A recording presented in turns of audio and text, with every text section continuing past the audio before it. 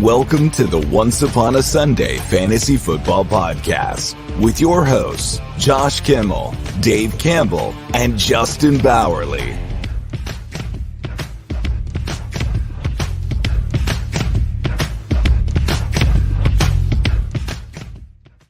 And welcome back to the Upon a Sunday Fantasy Football Podcast. My name is Josh Kimmel. Wait, no, it's not Josh Kimmel. My name is Justin Bowerly, here as your host for the Once Upon a Sunday Fantasy Football Podcast show on Friday. We are going to talk about our running back rankings for OUS. We have a special guest. He's a two-time guest on the show, and we are going to have our producer on the show. You can kind of hear him in the background. I don't know what's going on with him, but let's go ahead and bring Jacob in.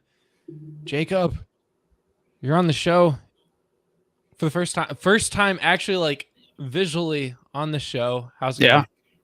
Yeah, it's going great. I mean, we must be scraping the bottom of the barrel if we have to have me on here, but you know what? We're gonna do our best and give it a shot.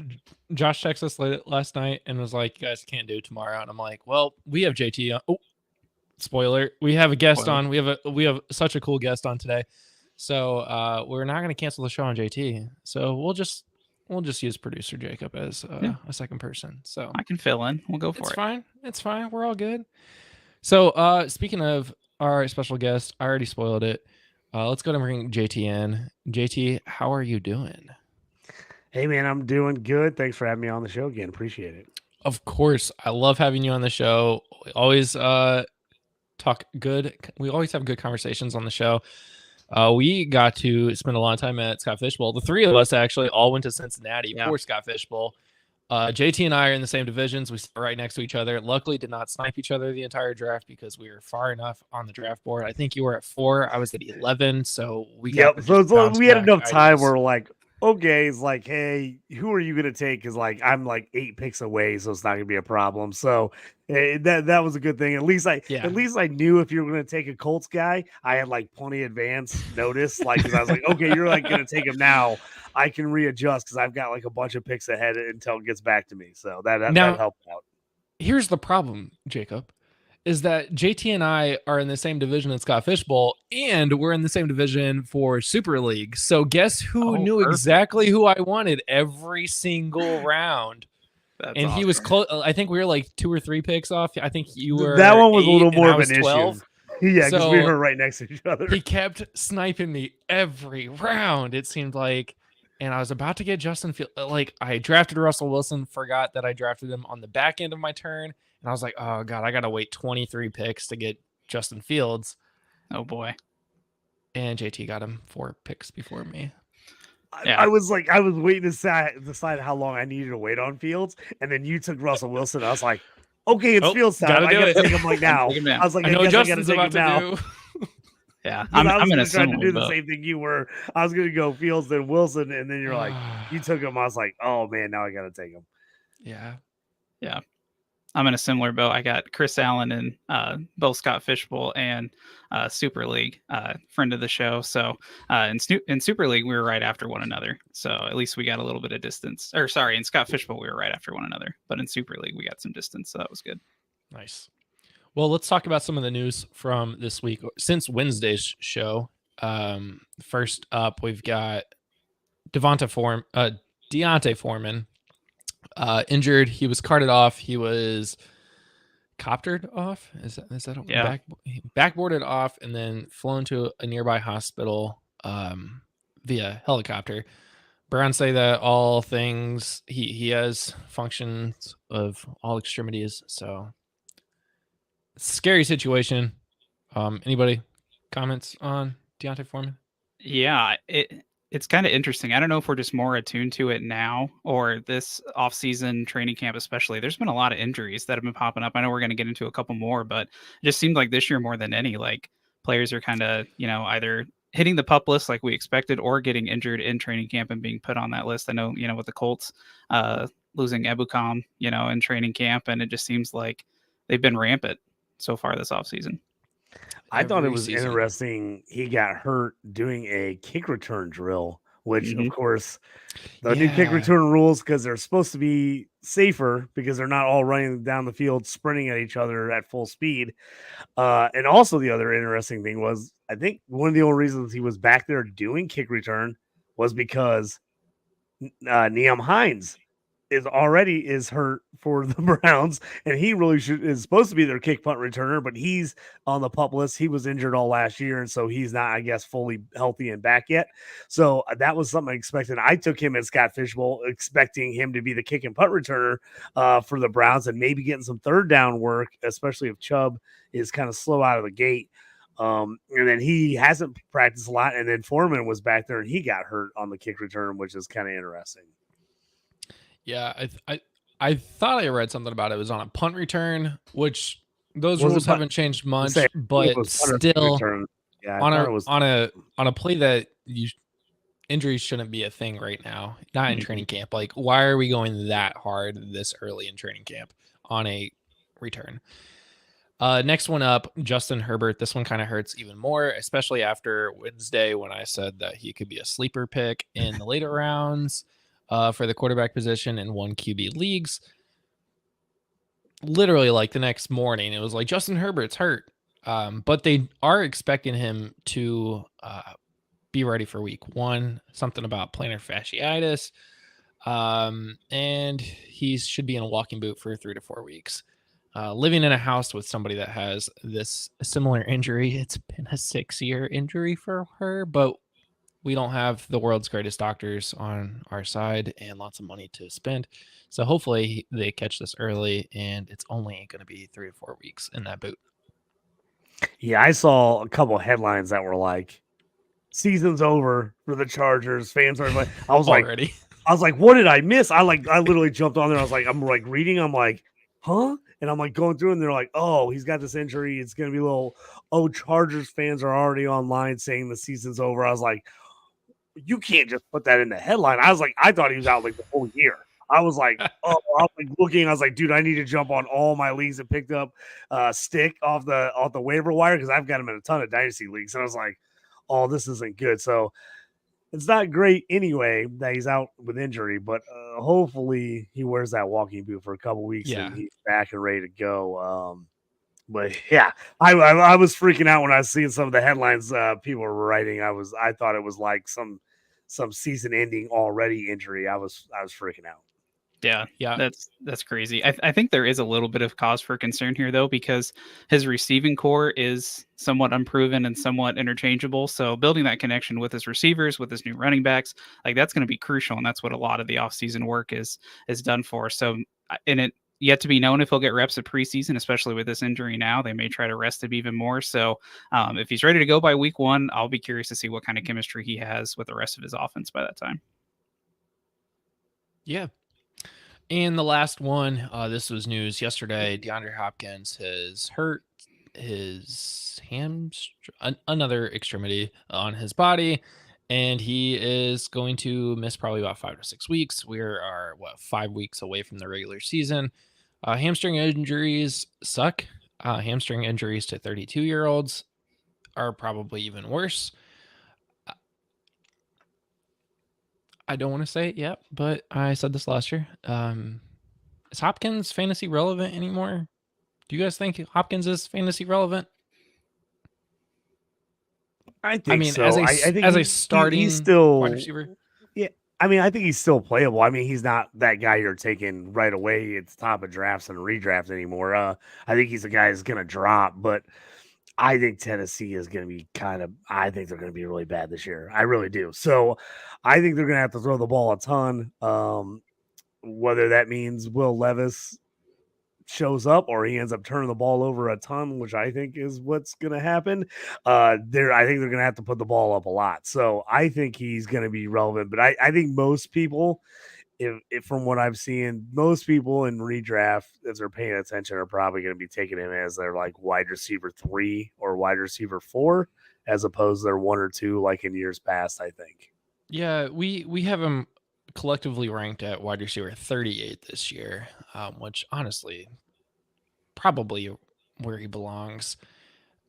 I see this as like a late career Andre Johnson, another Texans receiver, that he's getting there at the end. Like, I don't think he's going to give you 16 games of fantasy relevancy. Best ball, great. Like, maybe get him in a best ball league where he's going to put 2-3 good games up. But we know hamstring injuries linger. We saw it with Christian Watson pretty much all of last year. Again, unless DeAndre Hopkins is a god, like I just re-looked at it. It is like a knee strain, I guess is what they're calling it. Instead of a hamstring, they're calling more of a knee injury. But yeah, I agree with that. I'd much rather have him in best ball, where I know they're going to get a couple big games out of him. He's like when he had that monster first game with Levis last year, where he put up, a couple 100-some yards, 2 touchdowns or whatever, the very first time Levis started. So I think you're going to get more of that. I just don't think you're going to see a ton of consistency out of the Titans. And with Ridley there too, I think he's in the same boat. I would much rather have Ridley in best ball, because I tell you what, if I have both those guys on my team in a regular redraft league, I'm pretty much waiting till bye weeks to play them when I need a spot, or if like I see him start going off, then I'll get in my lineup. But I would not be drafting either of those guys expecting him to be one of my top 3 wideouts every week. Yeah. Well, that wraps up this week's fantasy news from Wednesday night to Friday morning. So basically Thursday. Hopefully we get through the weekend without a lot of issues, but we are going to jump right into our running back rankings and discuss our top 8 right here. As you can see, collectively, we've got Christian McCaffrey as a running back 1, Breece Hall, Bijan Robinson, Jonathan Taylor, Saquon Barkley, Jahmyr Gibbs, Travis Etienne Jr., and Rachaad White. JT, what jumps out at you right off the bat here? I'm with you guys on this. I have CMC as 1. I just think he is the Niners offense, and I will keep talking. He should have won league MVP last year. I understand it's a QB only award these days. He still should have won the MVP. I know he won Offensive Player of the Year, but Lamar had a good year, but Christian McCaffrey had a superior year. He should have been the MVP. I'm still mad about it. I would have won a lot of money on it. It should have happened. So CMC is my number 1 again this year. So I'm on that. I'm actually a little off the board on you guys here, and I know this is going to be wild to you. I got JT as number 2 for redraft this year. I think he is going to bounce back. I think he's going to be a beast. We saw him at the end of last year. He finally started getting it revved up. I think the offensive line is going to be better this year. I think they've got another year under the belt. Some of those young guys have kind of worked their way in. And I just think with Anthony Richardson, I think it's just going to be such a different offense than with Minshew, where teams were just begging Minshew to beat them with the deep ball. I mean, they're like, you can't throw it over us. And they were just piling up on the run. But you even saw last year, even with JT out, I mean, Moss had a pretty solid year. And I have to tell you what, I have never been a Moss guy since he came out as a rookie. I was not a fan when he was coming into the draft. I didn't like him at all. I wasn't taking him anywhere. When the Colts traded for him, I was actually kind of upset. I liked Hines better. But I ate my words last year because Moss really, really showed up. And if he's playing that well, JT is going to play a whole lot better, especially with teams having to pay attention to AR running the ball as well. I just think he's up for a big year. So I'm in redraft. I'm taking him number 2 behind CMC this year. I like that. I like it. Yeah, and I'll keep going if you want me to keep going. Well, the guy I have. Well, go ahead, jump in here. I was gonna say let's jump into this a little bit one by one here. Okay. Starting off with McCaffrey here at 1. He's ADP RB1, 1 overall. This is the clear consensus number 1 player in the world right now for another year in a row. I don't know what could hurt him at this point. He's great in the passing game. It's perfect for Brock Purdy, who can just drop it off just a little bit there, and he runs it for 60 plus yards. He's good on the running game. The only thing that could downgrade him would be a major injury, and we don't want major injuries. We're not going to forecast a major injury to CMC. I think that's behind him at this point. We saw that for 2 years, and hopefully we don't see it again. Any other comments about Christian McCaffrey other than just the fact that he is a great? Yeah, I mean, I don't think there's anything else to say. Very little competition behind him, too. Like, I feel like you see the NFL nowadays moving more to that running back by committee approach, but it looks like San Francisco hasn't really done that. They drafted a couple running backs, but nobody that's going to compete. And obviously, Elijah Mitchell is always going to take that back seat. So, yeah.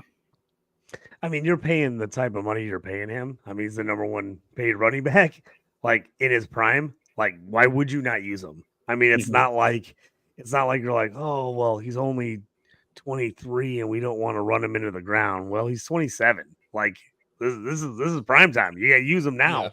Yeah. I can't see them just jumping out. And the big thing I think that to consider is, I mean, it's win now for the Niners. I mean, they're in win now mode. So it's not like they're like, oh, we're super young. Like we just want to make sure we don't wear them out because we got like another 3-year or 4-year window. I think they realize their window's like this year with all these contracts going to be coming up. So I don't see them pulling off the gas at all with CMC this year. Pretty much exactly like last year, where they just kept going all year until that last game, at the very end of the year, where they basically had it wrapped and they kind of gave them a game off. Especially not after coming so close to winning the Super Bowl. I think they realize like they got to do it. I mean, it's now or never for them. And if they don't go all out this year, I think they're just going to be kicking themselves. You see those teams that are a little bit younger sometimes, and they'll say, oh, well, we're in a good 3 or 4 year window here. We don't want to take any chances with any of our studs. I think they realize like the window is absolutely now before they've got to sign all these guys to huge contracts. Yep. Let's move on to Breece Hall. Breece Hall is coming off of a major injury. That team suffered last year with injuries, and he is still consistently being ranked as one of the top running backs. Again, he is ADP RB2, 5th overall in non-PPR formats. I hate the fact that when you look at ADP, you can't get a PPR ADP, or you can't get, you can. I'm sorry, you can't get a Superflex ADP. So in a non-Superflex format, Breece Hall is being drafted as the 5th overall player here. JT, I know you mentioned Jonathan Taylor being 2 for you. Breece Hall is 2 for Jacob and I. He's number 1 for Josh, number 3 for Dave. Where do you have Breece Hall at this season? I've got Breece Hall at 4. But I have no problem if you take him at 2. Like, I just think JT has a monster year in redraft, but I think Breece is going to be good. I mean, we saw the receiving upside from him last year. So you got to feel like it's a pretty safe floor.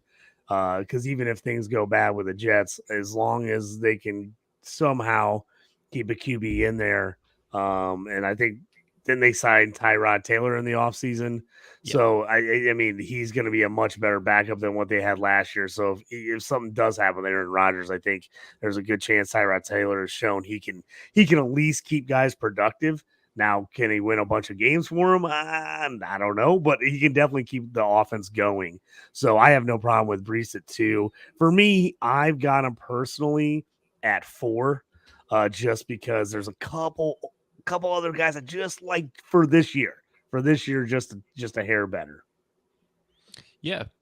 Jacob, you have him at 2. Yeah. I totally think to hit on the point you just made, JT, about Aaron Rodgers, him coming back as well, and some uncertainty there. If Breece can stay healthy, it doesn't really matter what happens to Rodgers. Like, it's going to be great if Rodgers is there, but if not, then Hall is just going to become the guy they go to.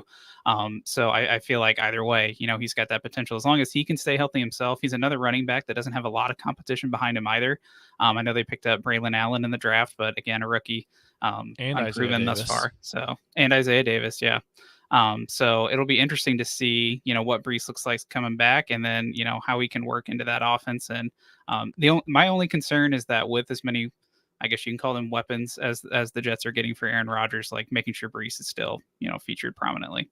I'm not necessarily worried about being featured prominently because we saw Aaron Jones still be featured prominently in that Packers offense with, I guess they had Devontae Adams, but Breece Hall struggled at the beginning of the season last year. He had 3 games under 10 points. One of them had under 1 point right after Aaron Rodgers got hurt.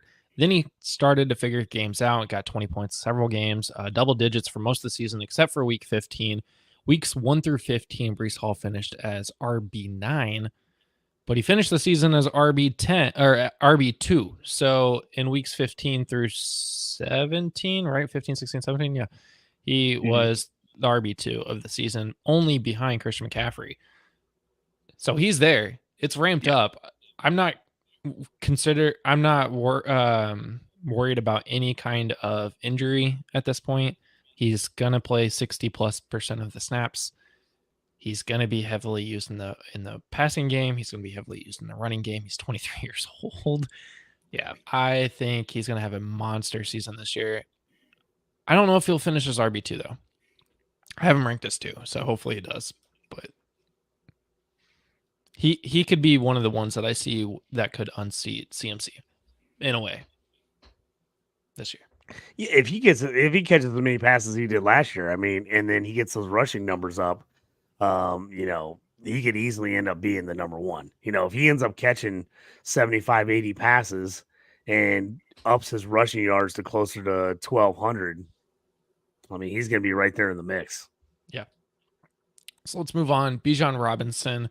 We recently just put out a video that was talking about Bijan Robinson and Saquon Barkley and who you would rather have drafted. I defended Bijan Robinson. Josh defended Saquon Barkley. Again, this is like splitting hairs between the two of them, but strictly speaking to Bijan, most of us have him ranked in the top 3. Josh has him at 5, which is why I had to defend Bijan, and he got Saquon Barkley. So Bijan has basically an entirely new offense. Kirk Cousins comes into town, maybe Michael Penix, we don't know what will happen fully with Kirk Cousins. New offense of coordinator, new head coach, new everything. No Arthur Smith is a big draw there.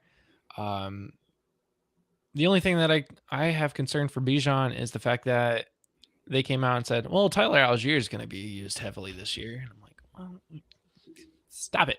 You're not the Detroit Lions. You don't have David Montgomery and Jahmyr Gibbs. Stop it. Give the playmakers the ball. We'll start with Jacob. Jacob, you have him at 3 also. We agree on our top 4, actually. So why do you have Bijan over Jonathan Taylor? Yeah, I think it's a lot of what you talked about. Gets a better quarterback, gets a new offensive coordinator that hopefully can unlock Bijan Robinson. And it's such a young offense. And I think when you have, Drake London and Kyle Pitts, teams are going to have to really figure out who they want to cover now, especially since you have a quarterback that can get some of those receivers the ball. So I think that'll open up Robinson more. And then, he was just electric when he was on the field. Some of the moves he made were incredible. So as long as they can keep feeding him the ball amongst those other 3 young players, I think he'll be fine. Yeah. So JT, we know who your number 1 is. We know who your number 2 is. We know who your number 4 is. Does Bijan slide in at 3, or is he in 5, 6, 7 range? He's 5 for me. I actually have him and Saquon right next to each other. Like I am 5, 6. I'm like this close on Saquon and him. I'm probably in my redraft leagues. I'm going to go back and forth, depending on what's going on. But yeah, I had Bijan 5 and Barkley just. I had to really think about it. I was like, do I want to take Barkley over Bijan? And I was like, so I don't want to know who your 3 is yet. Then I want to guess this at this point. I was going to say now I'm going to hold off. I'm just going to wait and tell you when we get to everybody. So but I have Bijan at 5. I like Bijan there. Honestly, him and Barkley, like with Barkley going to a new team, I think he can kill for the Eagles, but. I'm a little, whenever you go to a new situation, it always worries me just a little bit, how's the new coaching staff going to use you? What are they going to do? But with the way they, were able to make DeAndre Swift really productive last year, I feel like Barkley is going to be really good there. And after all the losing in New York, I think he's just going to come out fired up to prove them wrong that they didn't want to give him the huge contract, and the fact that he goes to a rival in the division and a team that, in all honesty, if they're, I mean, I think the Niners are technically the favorite in the NFC, but they should be one of the top two teams again. So I mean, I think the fact that he's going to be on a team that's going to be in the mix all year, you're going to see a really happy Saquon ready to roll this year. So you're not worried about the DeMarco Murray to the Eagles effect then? I'm not. I think Barkley is just a way better back than he was ever. And I just think, what he's done with not much around him the last couple of years for the Giants, when he's basically been the whole team, and now he actually has good players, like all pros around him. I think you're going to see him step his game up even more, because it isn't going to be all on him. So I think he's going to feel a little relief that it's not all on him and he can just go out there and play. Okay. So we've touched up on Jonathan Taylor. Let's touch on him just a little bit more here. Currently ADP RB5, 11th overall, so still a first round pick. 5 running backs in the first round is legitimately crazy. Jacob and I, the Colts fans, have him at 4. Josh has him at 3. We're not even the highest on him. And of course, Dave has him at 6.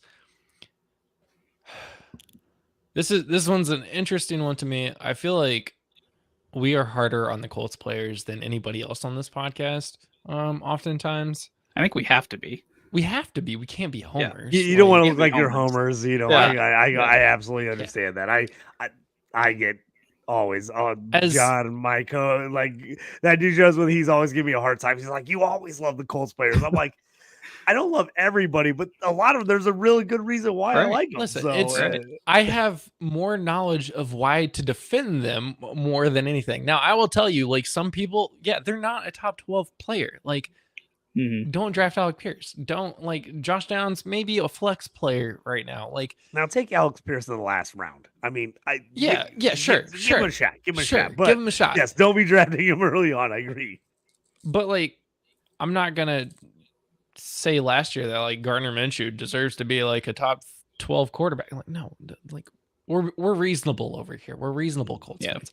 I can be ripped on because I said that the Colts could make the playoffs with Gardner Minshew if he started all year, and people thought I was insane, and they should have made the playoffs. They legit should have made it. So I will stand by that, because people were like, there's no way if he starts the whole year, you think they can make the playoffs? I was like, yeah, their schedule is not hard.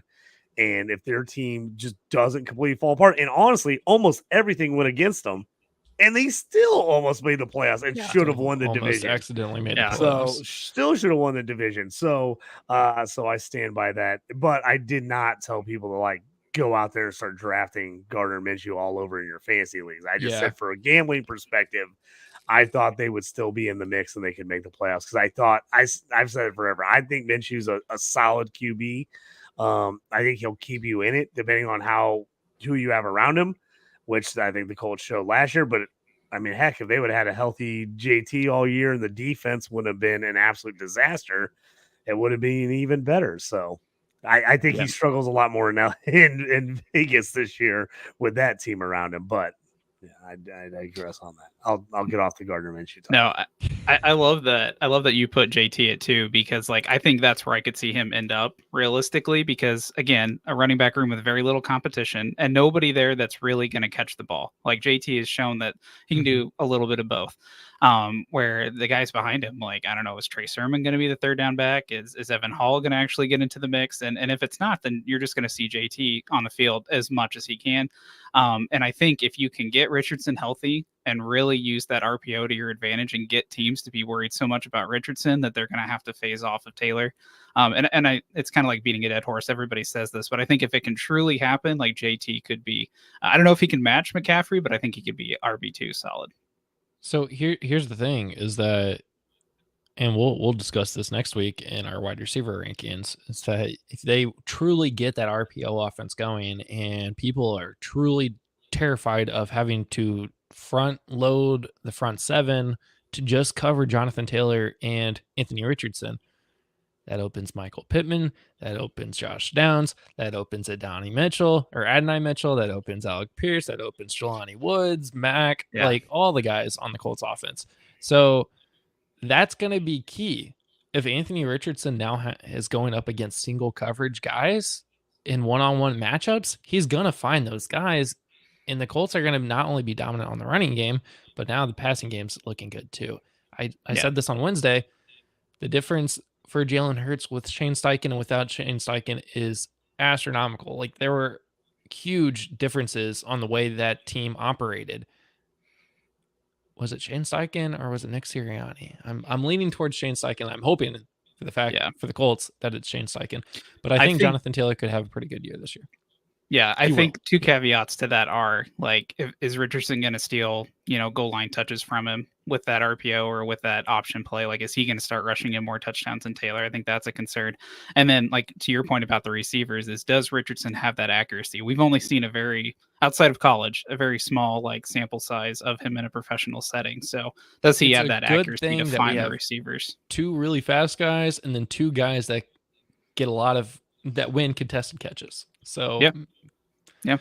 I'll jump to that JTAR point on the goal line. I think he will still a few touches, but I'm not totally against it because now I think JT is going to be more efficient on the goal line because before, you remember the Frank Reich day, it was like, oh, JT right up the middle, everybody knew it. They stuffed it again, field goal.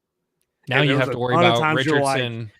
Exactly. I think he's going to steal a couple touchdowns, but I also think it's going to get JT some touchdowns that maybe he wouldn't have been able to get it in because everyone was focused on him.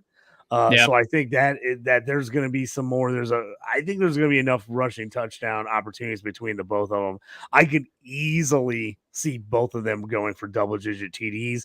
And then, like I said, I think JT's going to catch some more passes. Is he going to be in the Breece Hall CMC range? I don't think so, but I definitely think he's got another 1,500-yard potential with maybe 14 to 15 TDs in him. So I think if he does that and he can catch like 40 passes because he's going to be on the field a little more. Because, I think Evan Hall is going to be a little more in the mix on third downs. But if I'm the Colts, I'm not like completely giving him that job. Like, oh, you're in automatically. Like I wouldn't just give him third down work. So I think if JT can get in there, because they haven't thrown to a ton, but if you watch him, he can catch. Like that was the big knock on him. It's like, oh, he can't catch. Well, Wisconsin never threw the ball to their running backs ever. I mean, that wasn't their offense. They never did it. Yeah. And he's shown that he can catch and make some plays. 2 years ago, I think it was 2 years ago, I would just take the JT over yards receiving like every week on my bets because it was so low. It would be like half a catch or like one catch, and it would be like 12 or 13 yards receiving. And I'm like, all he has to do is catch one pass on the sideline. Half the time, I'm telling you, halftime he would get it the first drive. They would hit him with like some swing pass or out of the backfield pass on the first drive, and he'd have 15 yards on the first drive. Maybe he'd only end up with like 22 or 25 for the game, but I'm like, that's a win. So and that's what I think. If he can get you where he's getting you 2 to 3 catches a game, getting you another 25, 30 yards there, I think that's really solid for him fantasy wise. Yeah. All right. So moving on from the Jonathan Taylor podcast here. I want to remind everybody to follow OUSFFPOD, all places, Instagram, Twitter, Facebook, YouTube. Be sure to subscribe. Close to 100 subscribers. Still can't. I want to be at 100 before we even get to the season, but we're still growing in that. And before we even get to Saquon, because it's the middle of the workday. We're in our lunch, I think, and we want to get things rolling. I want to guess who JT's third pick is, or his RB3 is. And Jacob, we're both going to get an option here to guess based on who we have ranked. And hopefully one of us is right. So we know it's not Saquon. And I'm going to guess it's probably going to be Jahmyr Gibbs. And don't say it yet. I'm wrong. Okay, Jacob, who do you think JT's RB3 is? I think I do know who it is now. If it's not going to be Jahmyr Gibbs, I'm going to take a second shot at it. I mean, just based off our rankings, I want to go ETN, but like outside chance, I also think a chain might be. I'm going to guess Kyron Williams is my second guess. Who's right? Are any of us right? Any of those four running backs? Derrick Henry. No. Derrick Henry. Derrick Henry is my number 3. I think that was my dark horse. I think Henry now, obviously in Dynasty, those type of things, I don't have him this high, not even close. But in a one-season runoff with the Ravens, who kind of fell apart down the stretch and at the end of the year last year, I think they're going to use a lot of Derrick Henry. I mean, they're not, again, when you get these teams and win now and you get a little bit of an older back who you're not worried about saving him because you're like, hey, I got to get everything I can get out of him this 1 year in case we don't, I think these teams are playing a 1 to 2 year with these guys. Hey, I get everything I can this year or next year out of him until he's done. I think they're going to pound the ball with Derrick Henry. I think they want to try to protect Lamar. And honestly, that backfield is a little mess right now for the Ravens. Mitchell's still hurt. He's never going to be a guy you're going to give a ton of carries. He's going to be that 5 or 6 carry a game guy. Justice Hill, okay, but he had 2 years ago had the Achilles injury or whatever it was 2-3 years ago. So I mean, it's not like he's a guy you can totally rely on. I actually going to throw a little dynasty for people. I like Rasheen Ali, the rookie out of Marshall. He's my guy I'm grabbing everywhere. I think he's come back from a bicep tear at the Senior Bowl, but I think he eventually works his way into this, and I could see him getting some touches to help Derrick Henry. He also is a very good receiving back out of the backfield, and if anything happened to Henry and got hurt, I think he would be a guy that I would go to him before I went to those other 2 guys for the Ravens. But I just think they go hard with Derrick Henry. Another situation where Tennessee's been terrible the last couple of years. He's going to a winner. He's going to be like, Coach, Derrick Henry's going to be like, give me the ball. Give me the ball over and over and over again. And I just think they're going to pound the ball with him. Yeah, I mean, he wants to win prove that he is that offense also. He's still productive. Yeah, he's 32, but he can still run the ball as effectively as anybody else at any time in his career. He's never slowed down.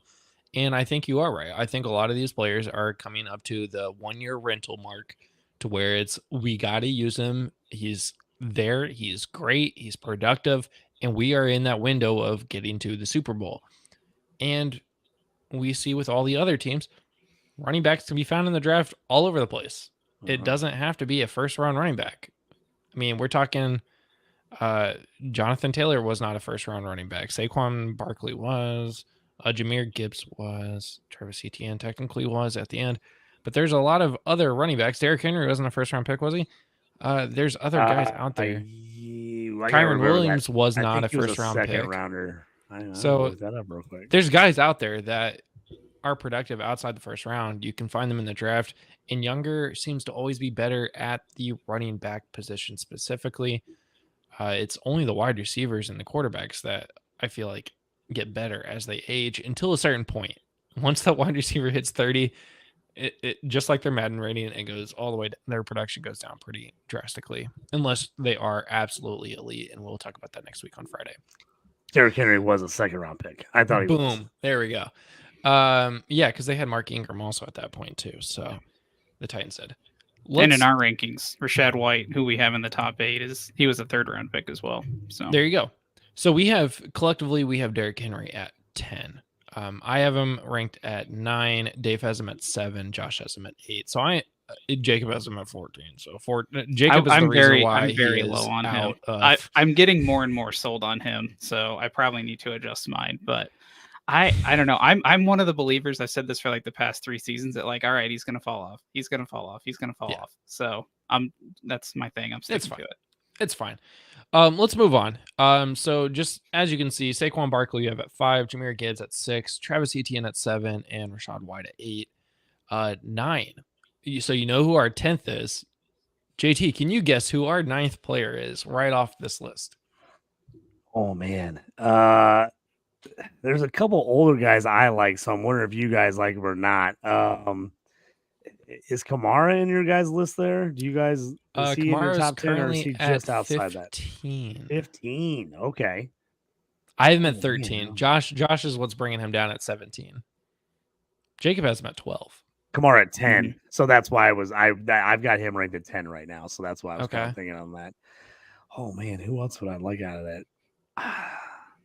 The two older guys I like, and that's what I'm trying to say. You guys, I don't think will like older guys because it seems like you guys. I like James Conner this year a lot. I think that Arizona offense is going to be way better, and he had his best year ever last year without having Murray the whole year. So he's a guy. I love Trey Benson. I'm taking Trey Benson everywhere in Dynasty. I absolutely love him, but I do think James Conner is going to have a pretty big year for them. He's going to get touches. They've shown that they go goal line, it's him. So I just think he has a top 10 season, and I actually prefer him over Rashad White personally. Well, we have James Conner at 20. I do like James Conner. I don't value him as a top 10, but I think he will have a productive season with Kyler, with Marvin, for all the same reasons, exactly opposite of why we think Michael Pittman Jr. will have a good season because of the running game, where I think because of the passing game, I think James Conner will be very productive. So at 9, we actually have Devon Achane. Currently sitting at 9. I have him. Achane's a tough one for me. The only reason is I just the injury. He had just some monster games last year. I mean, just monster games. I mean, he definitely won you some weeks.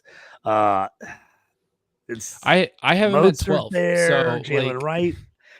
He's down a little bit for me. I guess here's the reason why, and here's why I would say I'm just a little worried about how many carries he's actually going to get, and can he put up 2 or 3 200-yard games again like he did last year to really help him? I really like him again. Best ball, I think you got to take him. Like I take him if I'm going best ball, I'm taking him probably over a lot of those other guys just because I'm like I want those monster games. Yeah. I'm just worried about the in between for him. That would be my struggle on him, But like I said, I think some of those other guys are going to be more consistent on a week-to-week basis. But I could absolutely see if he has some of the monster games like he did last year, you can look at it at the end and like have some games where he got hurt or banged up or doesn't get a lot of carries. And then end of the year, you're like, oh man, he's still top 10 because he had so many huge games. Mm-hmm. All right. So that's going to wrap up our rankings here. Let's get into our Once Upon a Draft. This week, we are going to discuss something completely fantasy irrelevant.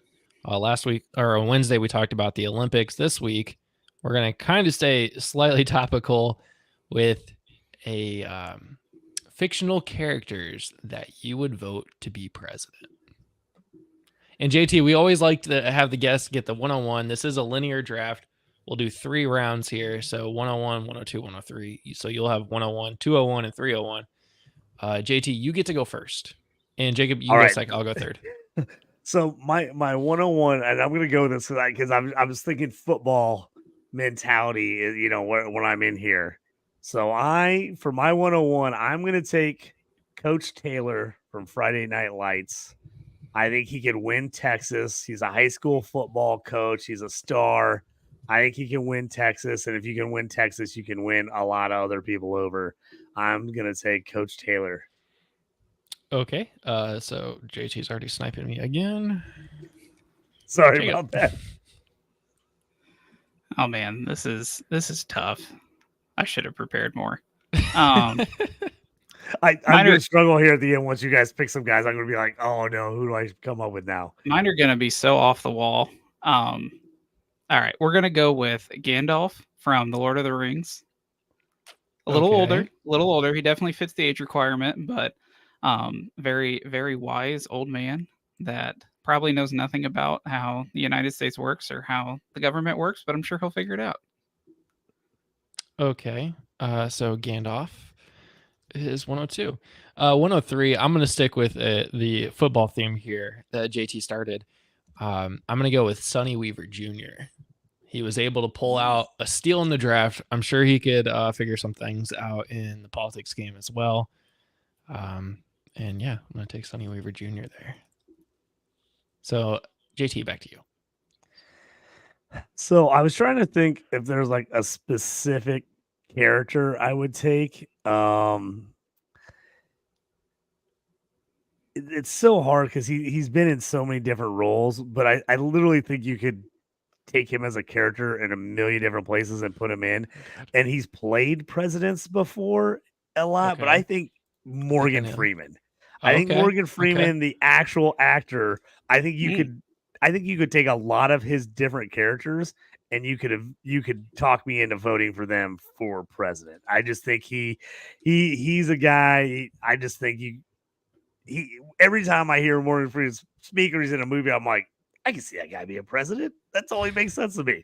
So I don't have I was trying to think of a specific pick a random character. Morgan Freeman movie, and that's the guy. Exactly. I was trying to think of like a specific character that people would know of all his, but I'm like, man, he's in so many that he's like played presidents and done anything else. I'm like, I'll just say Morgan Freeman in general, and then just give me any of the characters he's played president. Because if he stepped in and he said he was running for president, I wouldn't even blink. I'd be like, oh yeah, that makes sense. Morgan Freeman president. Absolutely. Like it would make sense to me. All right, Jacob, 202. All right.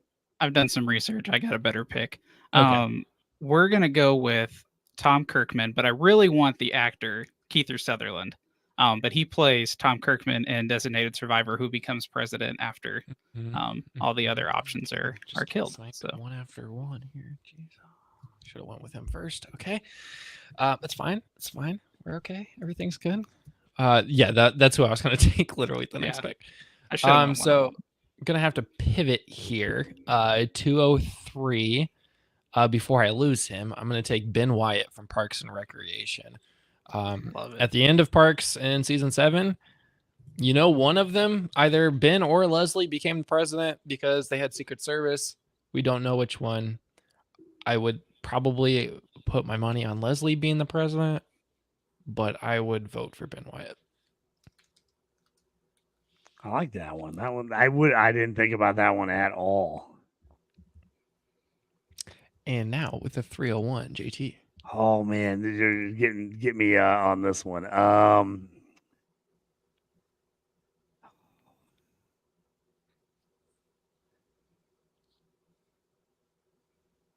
This one was tough.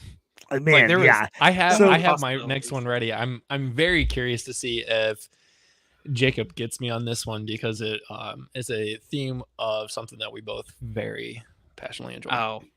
I've got a show that I love from way back in the day, and I was trying to decide which character would be the guy that I would definitely vote for most. I really want to say Bunk from The Wire. I think he would be good, but I think the guy that I could see winning it just because he knows how to play the political game, even though he doesn't really want to, and that's Lieutenant Daniels.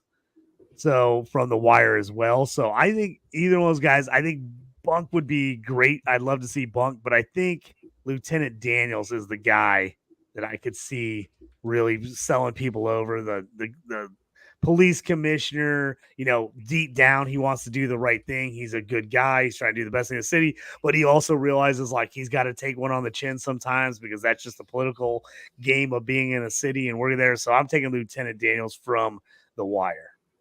Okay. I could also see Bunk just coming from a Suits reference. Like I could see him from Suits become the president as well. So that absolutely, yeah. His character in Suits would be a good one. Lawyer, he already plays the high-powered lawyer game, from New York City. Yeah. That's a good one too. I want to go with Harvey Specter, but I would go with him.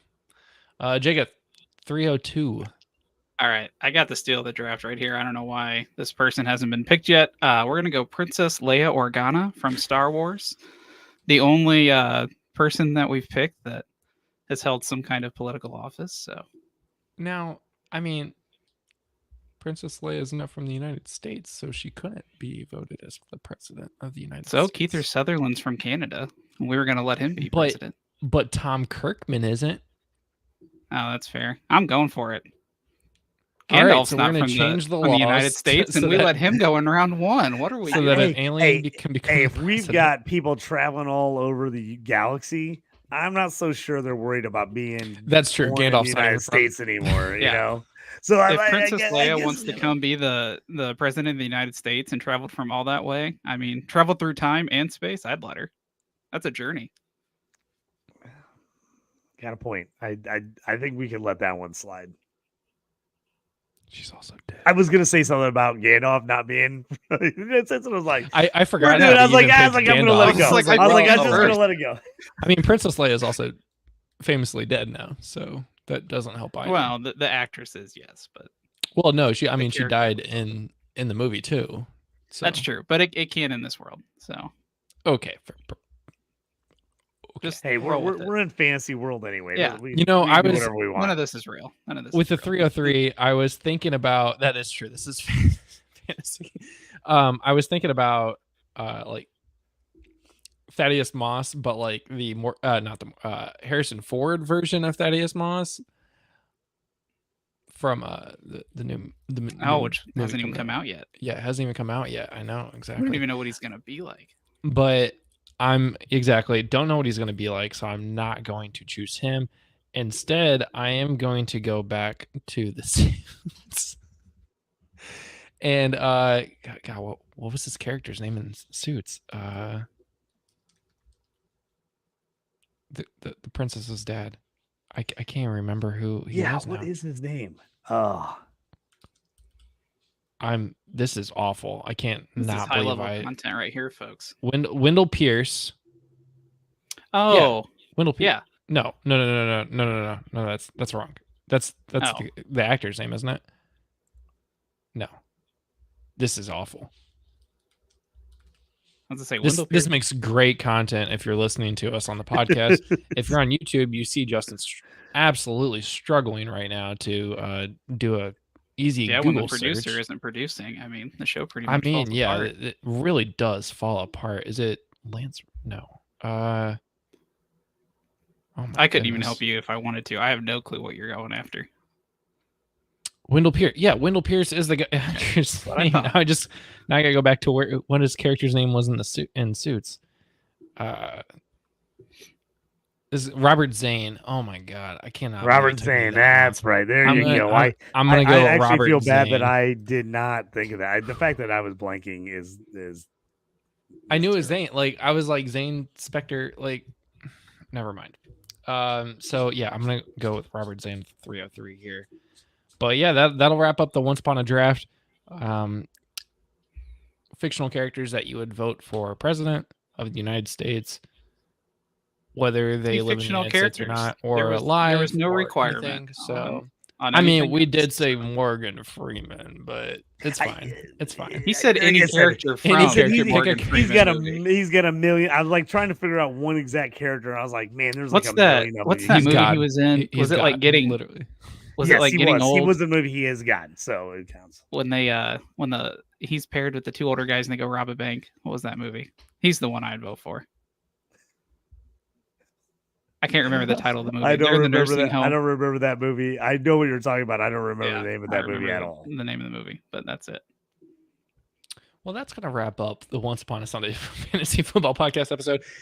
Catch us on Wednesday. We are going to be shifting gears as we get closer into the fantasy season.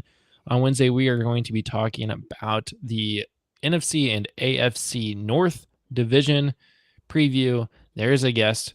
I didn't write him down. Sean. Sean is going to Sean Evans. He's currently our social media content person on Twitter, so he will be on the show next week to discuss the NFC and AFC North. Next week on Friday, we'll be talking about our wide receiver rankings, and then we'll get on to more divisional previews on Wednesday nights. Wednesday at 8 p.m. Eastern. Again, be sure to follow us on OUSFFPOD.com anywhere. JT, you can follow JT at JT Orange on Twitter, right? That is correct. Yeah. And what podcast are you on? What show? So I'm with the Fantasy and Frames family. So I do a couple different things for them. I'm on Shoot the Gap on Wednesday nights. It's an IDP podcast. I jump on a couple of the other podcasts and help out some guys there. I do the Dynasty Evaluation show with John McGlynn, also on Fantasy and Frames and Fantrax. And then I have my own show that I haven't been doing a lot of because I've been on everybody else's shows lately, but hoping to jump back in once season gets going here as I do more gambling content during the year, and that's the Stew with JT Brew. Awesome. Well, everybody, see you next week. See you on Wednesday. Have a good one. Thanks for listening. Be sure to like and subscribe wherever you watch or listen to podcasts. Follow on X and Instagram at OUSFFPOD. We'll be back next week for more ways to win your league.